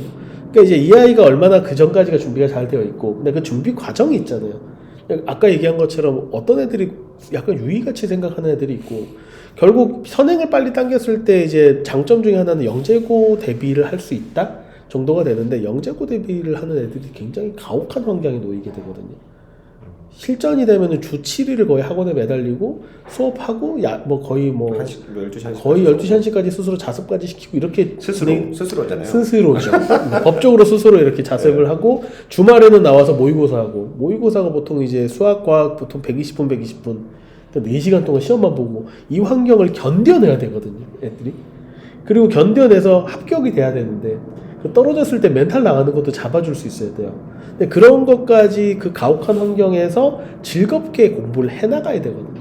근데 그게 준비된 아이들인 거기 때문에 결국 공통수학에 들어간다라는 건 이 초3, 초4가 중요한 게 아니라 그 전까지 어떻게 이 친구가 어떤 느낌으로 공부를 해왔고 지금 어느 정도 준비가 돼 있는지가 더 중요한 것 같습니다, 저는.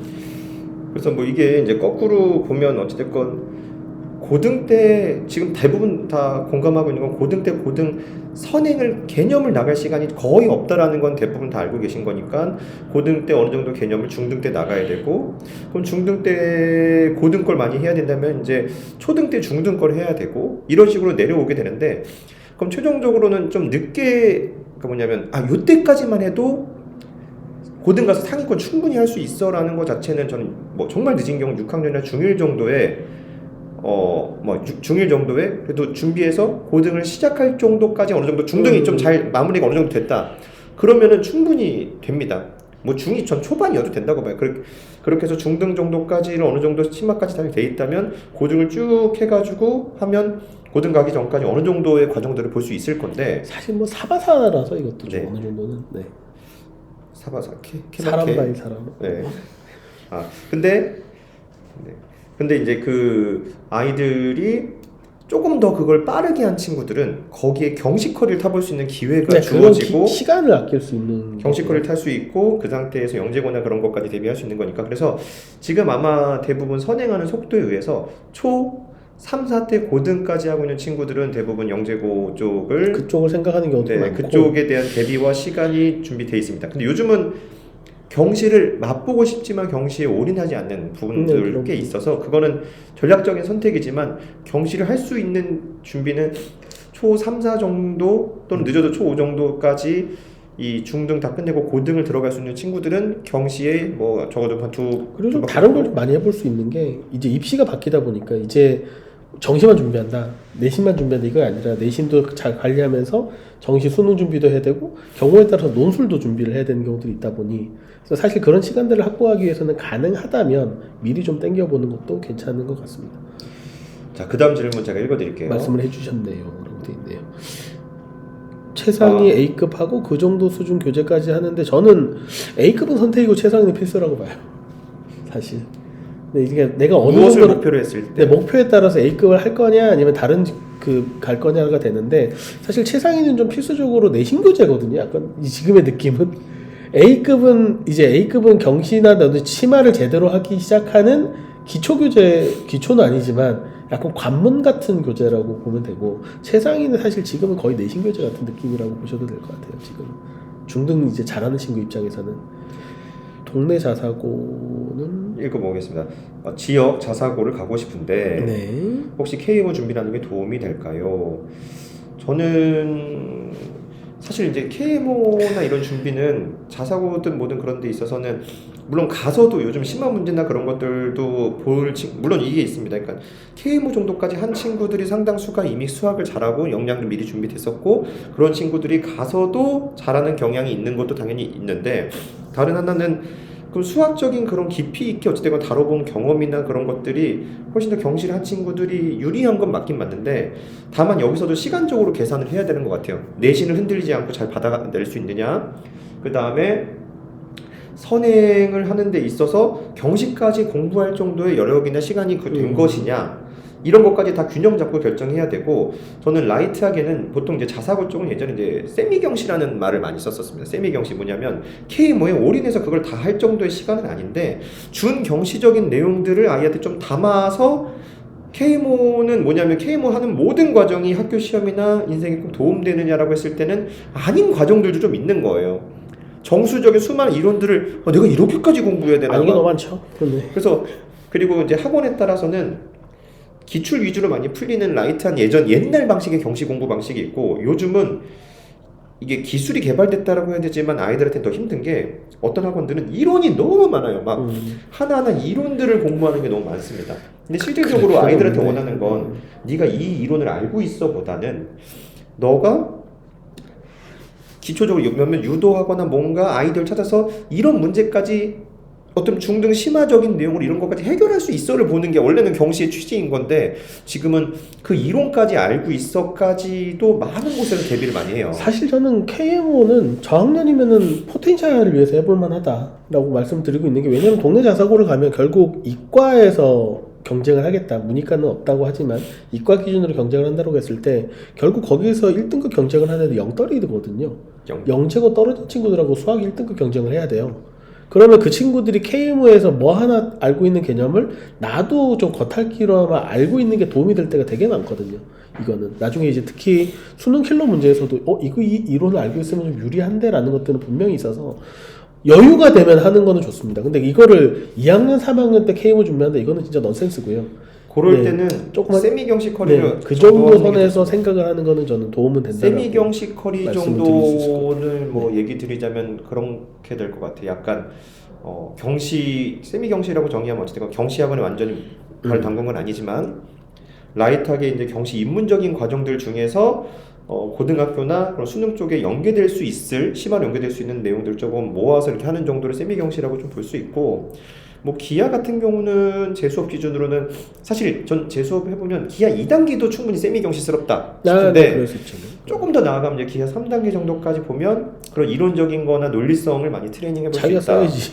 네, 그리고 자기가 해야지, 이제 그건 사실. 경우의 수나 그런 부분들도 결국은 근데 확통 정도 안에도 담기지 않는 약간의 경시 이론들이 있거든요. 아 그렇죠. 그런 거를 수도 경험한 있고. 친구랑 안 한 친구가 되게 커요. 그래서 기아랑 특히 조합 기준으로 조금 더 약간 경시 입문적인 과정을 해주면 좋을 것 같은데 시간이 제일 조금 남았다. 내신이나 그런 거에 집중해야 된다면 그냥 경시를 빼는 게 맞고 조금 더 여유가 있으면 세미 경시. 근데 조합 기하는 확실히 네. 도움이 되는 것 같아요. 왜냐면은 네. 어차피 함수를 많이 다루지 않거든요, KM에서. 근데 고등은 대부분 함수라. 네. 아 이거는 그럴 수 있습니다. A급 A 질문을 단계랑 먼저 읽어야 합니다. 저희가 네, 왜냐 어머니들이 내용 모르시죠. 아 그렇군요. A급의 A 단계는 오히려 편하게 푸는데 최상위를 더 어려워하는 느낌이 있어요라는 건데 이거는 사실 다음 이게 몇 학년 건지도 봐야 해요. 네 그렇죠. 그러니까 A급의 A 스텝을 편안하게 푸는데 최상위를 좀 어려워해요. 해서 사실 대수냐 기하냐도 다르거든요. 대수냐 이게. 기하냐 중위권이냐 중3거냐에서도 다르고요. 그리고 편안하게 푸는 데 있어서도 최상위는 어차피 문제집의 경향이 좀 느낌이 다르기도 네, 이거는 하고 다음 또 얘기를 좀 깊이 있게 좀 해봐야 될 것 같긴 이건 이제 한데 문제집들에 대한 분석은 네, 다음에 단독으로도 한 3시간 정도 하실 수 있지 않습니까? 그렇게 됩니까요? 일단 A 단계 문제랑 그러니까 최상위가 내신 문제라고 해서 되게 쉽다고 생각할 수 있는데 쉬운 교재는 아니거든요. 스텝 3 문제는 증명이나 그런 것도 유독 최상위에서 좀 더 그 네. 문제집에서 다루고 있는 것 같아요. 이런 걸 해보시오. 예, 나름 그렇게도 좀 어느 정도 있는 이 정도 위치에 있는 교재는 사실 쉬운 교재는 아니고 오히려 A급의 A 단계가 문제가 많고 스텝 3가 좀 적다 보니 그리고 스텝 2 문제가 워낙 내신스럽게 대비하기 좋은 문제집이라서 최상위를 내신 문제집이라고 얘기를 하는 거지 사실 심화가 결이 좀 다른 것들이 되게 많아요. A급은 오래됐기 때문에 전통의 어떤 뭔가의 학습에서 관문이 되는 교재이기도 하지만 거꾸로 얘기하면 약간 트렌디하지 못한 문제들도 굉장히 많거든요.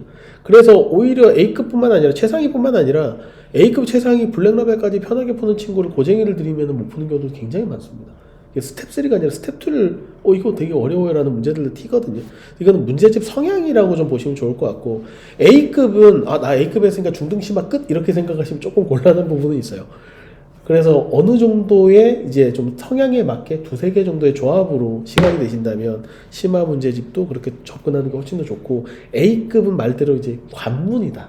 이제부터 우리 애가 심화를 시작한다는 느낌으로 받아들이시는 게 더 좋을 것 같습니다. 관문인데 왠지 마지막 그렇죠. 그렇다고 너무 입문적으로 보면 안 되고 입문이란 얘기는 아니고 네. 그런 쉬운 건 아니라 이제부터 해서 얘를 베이스로 내가 어떻게 심화 교재를 조각해서 이것들을 풀어갈까라는 걸로 생각하시면 더 좋을 것 같아요. 그래서 지금 뭐 저희도 이제 최근에 공부하고 있는 친구들이 이제 A급이랑 뭐 그런 거 위주로 센이랑 그렇게 같이 네네네. 공부하는 친구들도 있고 그 다음에 이제 어머니들과 이제 간담회 하면서 중등 심화 문제집에 뭐 3스텝 모든 걸 다 같이 네네. 해달라라고 해서 그런 코리로 또 공부하는 친구들도 네, 있어요. 있습니다. 그래서 실질적으로 이제 학습은 각각 문제집들을 보면 심화 문제들을 다루고 있는 기본 베이스는 꽤나 비슷하고 각각 추구하는 방향이 조금 더 선행해서 이걸 변형한 거 약간 창의사고스럽게 약간 수능스럽게 이렇게 하는 문제집들의 경향 그렇게 좀 나눠지는 것 같긴 한데 그래서 조금 더 이제 아이들한테 조금 더 폭넓은 그 문제들도 풀리면서 하는 게 좀 어찌됐건 좋은 것 같기는 그렇죠. 합니다. 다양한 그래서 경험을 심화 하는 거죠. 유형들도 어느 정도 계속 잡아주고 그리고 심화를 하는 이유가 사고력을 좀 향상시키려고 하는 거니까요. 네. 네, 긴 질문이 와서 원래 지금은 살짝 제가 이제 마무리 중이었는데 이건 좀 읽어볼게요. 황소 중등 과정이 이제 시작인데 선행이 센 1-2까지 했고 그리고 꼼꼼하지는 못하게 했습니다. 중등부 교재가 A급, 중등부 부교재가 A급인데 이게 맞는지 중등 부교재가 그러니까 중등 부교재가 그리고 다른 학원에서 센 정도 교재로 초변을 꼼꼼히 하고 최상위 하고 A급으로 가야 하는 건지 어떻게 보시나요? 마지막에 이제 아예 이제 처리 속도가 좀 문제 푸는 속도가 좀 느리고 황소 공부가 힘들어 하기도 하지만 또 하고 싶어 하기도 합니다. 저는 하고 싶어 하기도 한다는 게 더 중요한 것 같은데.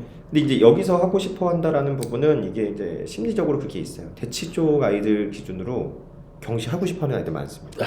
왜냐면 나도 쟤도 하는데 자기가 봤을 때 좀 뭐 친한 친구 좀 공부를 잘한다는 친구가 경시하니까 뭐 나도 그거 해보고 싶어 라는 부분일 수 있습니다. 근데 이제 여기서 그걸 말리라는 건 아니지만 학습은 철저히 계단식으로 이루어져야 되거든요. 그 계단이 티나지 않았던 집도 있고 되게 가파르게 올라가는 거 성공하는 친구들도 있지만 철저하게 계단식으로 이제 가야 하는 건데 황소도 제가 알기로는 다른 곳에서 선행할 필요 없다라는 걸 기본적인 원칙으로 삼고 있는 걸 알고 있습니다. 그러니까 기본적으로 자기들 것만 하면 된다.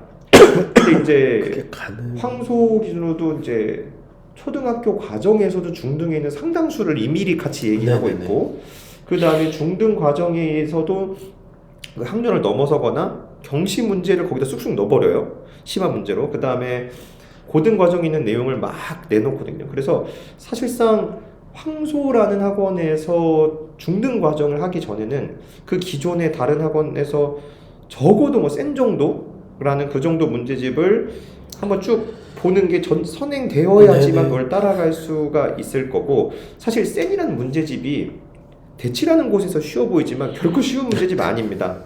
그래서 원래 그런 셈 같은 것도 바로바로 쭉쭉 안 되니까 그 앞에 원래 연산지 같은 걸 좀 붙여줘야 그렇죠. 돼요.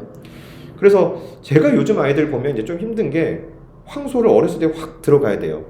이 학원을 잘한 애들도 시험도 받고 해야 되는 건데 근데 이 학원 커리를 따라가기가 힘들어서 당연히 모두가 다 인정하는 다른 학원에서 선선행을 빼야 합니다.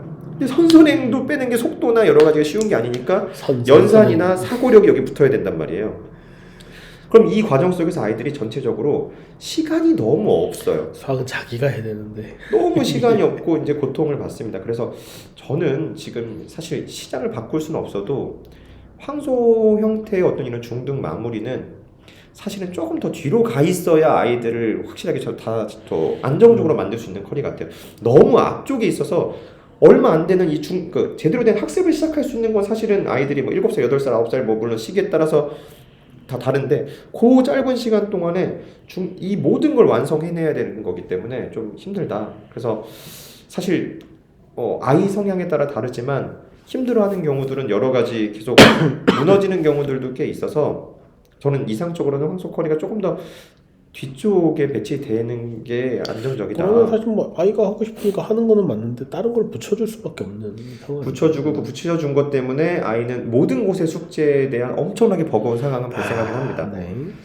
그래서 황소 커리 이제 타고 잘 하는 친구들은 이미 뭐 빠른 친구들은 어렸을 때 뭐 소마, 필드 그런 데에서 사실 중등에 대한 라이트한 것들을 거의 다 배우고서 중등 문제 황소는 중등부로 그래봐야 중등부로 가는 것도 아니고 그래봐야 네네. 초등부로 가서 하다가 이제 중등부로 넘어가지게 되는 거거든요. 그래서 그리고 또 팁을 드리자면 이게 이제 황소에서도 이제 초등 심화나 그럼 초등 과정도 심화로 배울 거잖아요. 그 심화 내용들이 상당수도 중등 거기 때문에 초등기 또 초등기처럼 잘 아닌 경향이 있어요. 그래서 결론적으로 모든 아이들이 초등 심화, 중등 심화, 고등 심화로 가야 되는 이 과정은 모두가 동일한 건데 학원마다 우리는 그거 아니고 요거예요라고 다르게 포장하지만 사실은 알려주는 내용은 다 비슷한 거라고 그쵸, 보시면 기본 돼요. 단계는 있죠, 그렇게. 그래서 네, 추가로 더 내용 주신 게 그 아이가 속도는 느리지만 한번 공부한 내용을 잘 잊어버리지는 않는 스타일입니다. 말씀하신 것처럼 아이는 대치 분위기 속에서 공부를 해야 한다고 생각하고 다니고 있는 것 같다. 기특하네요. 일단 스스로 공부를 해야 한다는 생각을 이런 생각하는 것 자체가 쉽지 않거든요, 얘가. 네. 그런 거 자체는 네. 긍정적이긴 하지만 어쨌든 잘 균형 잘 잡아주셔야 돼요. 이게 분명히 이게 그런 거죠. 이제 뭐냐면 계속해서 전력 질주로만 몇 년을 달릴 수는 없거든요. 약간 아이가 여유 공간도 좀 있어야 되는 것 같고 그러기에 잘 이렇게 공부 커리들 짜주시고 그리고 이제 좀 잘 가르쳐 주시고 아이 호흡과 좋은 그런 선생님들과도 했으면 좋겠고. 전 개인적으로는 힘들어 하지만 하고 싶어 한다 하니 하는 건 맞지만 그 앞에 단계는 붙여주시는 건 맞을 것 같다. 네. 정도가 될 것 같아요. 네, 그게 꼭 필수입니다. 보통 이제 그게 잘 안 붙어진 친구들이 나중에 그냥 혼자서 고민하다가 그냥 나잡아지. 나만 왜 못하는 거야라는 그런 생각들 많이 갖기 때문에 네. 그렇습니다. 일단 12시 모두가 곧 점심을 먹어야 할 시간이 다가오고 있습니다. 그러면 어머니들 혹시 이제 채팅 뭐 쓰고 계신 분이 있으시면 완성이 안 됐어도 엔터를 한번 쳐주세요. 쓰고 있다는 걸 알고 있어야 되기 때문에. 그래서 잠시만요도 좋습니다. 그래서 남겨주시고 거기 아니면 이제 슬슬 정리하고 저희가 이제 설명의 형식으로 하는 거 말고도 이런 형식으로도 어머니들과 이렇게 소통하면서 이렇게 대화를 주고받고 하면서도 뭐 많은 정보가 우리도 가는 것 같아요. 편안하기도 할 거고. 그리고 이제 저희가 중간중간 뭐 선생님도 소개하고 뭐 여러 가지들 코너 계속 해보고 뭐 이게 자주는 못하더라도 계속 꾸준히 이런 시간 가질 테니까 또 소문도 내주시고 다음에도 또 뵙도록 하죠. 네. 일단 뭐 네, 이 정도로 할까요? 같이 인사하시나요? 아니면 같이 사실 계속 했었으니까 아이고 아이고. 아, 네. 네. 끝까지. 네, 딱 걸렸어요 지금. 네. 아이고. 네, 뭐 여기서 뭐 SM에도 다니고 있고 소문 내주신다고 아유, 감사합니다. 네. 감사하고 저희 한마디씩 저희 한승우 선생님. 네, 잘 부탁드립니다. 네, 저는 뭐 이성민 원장이고요. 네, 잘 부탁드립니다. 네. 이름도 한번 얘기해 주세요. 네, 저는 유민이. 나도 네. 그렇게 얘기해야 되나? 네. 네, 수학은 네 기본에서 심화까지 심화의 끝판왕 네 한승우입니다. 아, 네. 지금까지 이성민이었습니다. 이렇게. 자, 이것으로 마무리 하시죠. 네. 네. 감사합니다. 네. 고생하셨습니다. 고생하셨습니다.